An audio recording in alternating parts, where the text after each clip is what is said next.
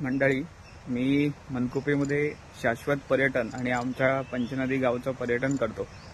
तर त्यात एक महत्त्वाचा हिस्सा असतो की जंगल ट्रेल, म्हणजे इको थेरपी किंवा थेरपीसाठी मी जंगल ट्रेल वगैरे करवतो।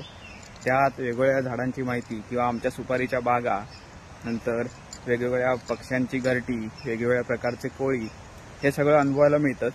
पण त्यातच एक आमच्या सुपारीच्या बागेतलं एक वेगळं आकर्षण आहे, ते सुद्धा बघायला मिळतं। ते तुम्हाला प्रत्यक्षात बघायला मिळेलच, पण आता या व्हिडिओ मार्फत पण ते तुम्हाला दाखवतो।